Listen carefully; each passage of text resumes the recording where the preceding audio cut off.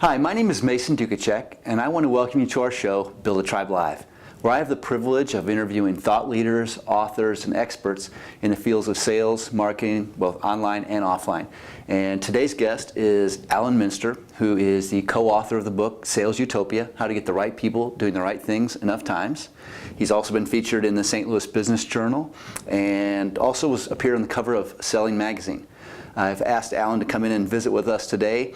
He has provided services to about 850 companies, I guess it is, since 1992, I'm guessing. Yep. And helps them increase their sales revenue. He helps them increase the effectiveness of their marketing campaigns and get control over the sales process. And I basically invited Alan in today to tell us how he does that. And just so you know, Alan, the format's pretty simple. Just basically I have about 10 questions I'd like to ask of you, maybe a few follow-ups, and just be yourself and let us know what you think. Before we dive into the questions and the meat of the interview, my favorite thing to start off a show is really just to give you a chance to tell us a little bit about yourself and why it is that you do what you do and why you're in the business you're in. Sure. Well, I've been in professional selling for about 35 years, and I found that almost all salespeople struggle with several things. Number one, they get busy doing the business. They don't consistently fill their pipeline with new prospects. They do a horrible job of staying in touch with existing customers. They don't do a great job of cross-marketing. And so customers that are loyal customers that might be buying from you end up buying from competitors, and they say things like, gee, I didn't know you guys did that. The problem is with so many in sales is because it's such a activity-intense job that it's easy to confuse activity with productivity. Sure. And I found that in my professional selling career as well, is that I was bogged down doing details instead of spending my time with people that were qualified and interested.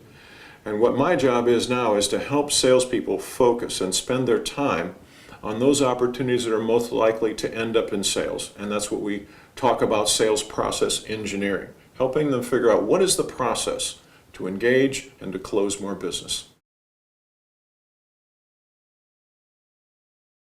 In your opinion, how big of a problem is missed opportunity for the customers and clients that you work with?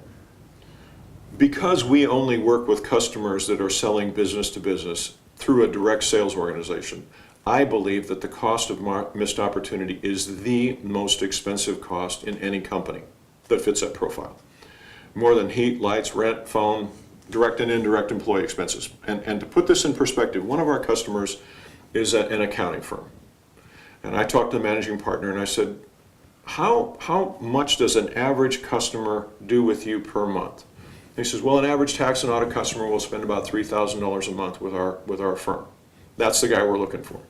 Well, the follow-on question to that was, how long do you typically keep that customer before they move on or they outgrow? And he said, well, typically people only change their accounting firms every 10 years.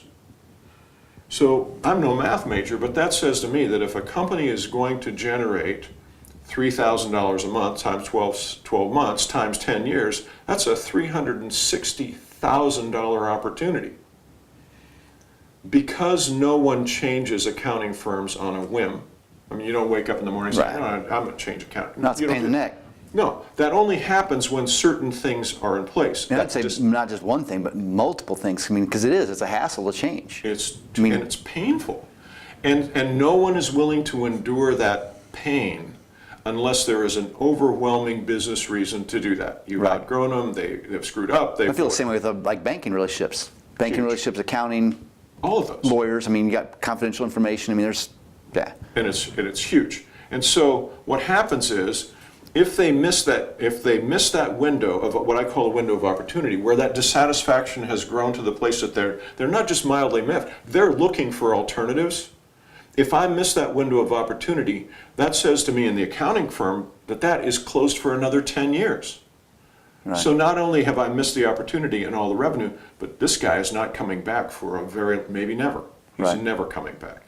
And so missed opportunity, and we actually help our clients calculate that. That doesn't have to happen very many times in a year for all of a sudden the growth potential of that company to be dramatically hampered. Right. In fact, I believe sometimes it causes companies to go out of business.